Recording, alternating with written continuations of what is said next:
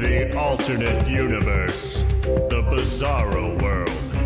The Twilight Zone. When it comes to football, they are all quite real, if only in the mind of Dave Damashek. This is not the NFL. This is the NFL.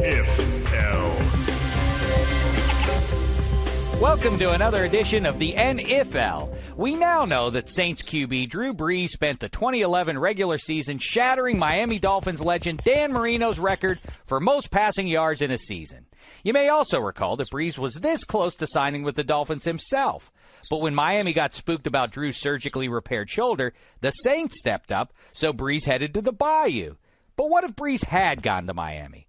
We'll get to the Fins in a sec, but let's take a look at how differently things might have turned out in New Orleans. In 2006, the Saints would have been left with Aaron Brooks and Todd Bouman at quarterback. Ugh. So with the number 2 pick in the '06 draft, they pass on running back Reggie Bush and instead draft the hottest signal caller / Trojan Slayer in all the land, Vince Young.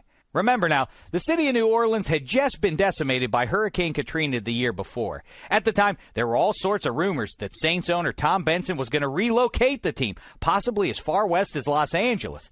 Thankfully, with Drew Brees, Reggie Bush, and company on offense, the Saints became relevant again and gave the city something to rally behind, keeping the team in the Bayou. However, instead of the potent Brees to Bush combo on offense, it would have been the VY Deuce McAllister combo. Not nearly enough to keep Saints fans interested in the fleur-de-lis, which leads the team to pick up and move to the City of Angels.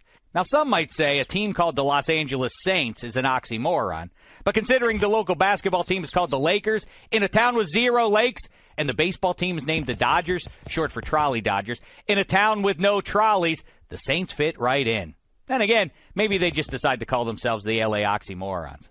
Either way, while LA's new NFL team awaits completion of their fancy new downtown stadium, they make do by playing their games in the Rose Bowl, where just a season ago, Vince Young was wearing burnt orange, beating the city's current de facto NFL team, USC, for a national championship.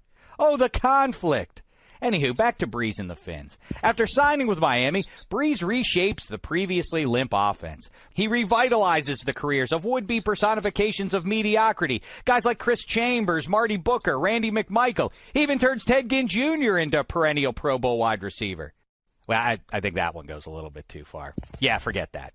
Nick Saban doesn't care. He still ditches the pros to move to Alabama. Cam Cameron comes in, and even he can't stop the Dolphins from becoming a team that can throw on anyone. With Brees running the show, Miami never turns to the Wildcat in desperation, so Ronnie Brown's passing touchdowns evaporate from NFL stat books like Marty McFly in a family photo. A small price for the team to pay because for the first time since Marino was slinging isotoners, the franchise has a face, with an exclamation point on it, no less.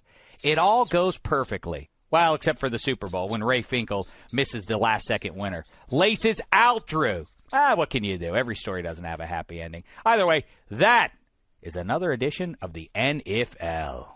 This is the NFL.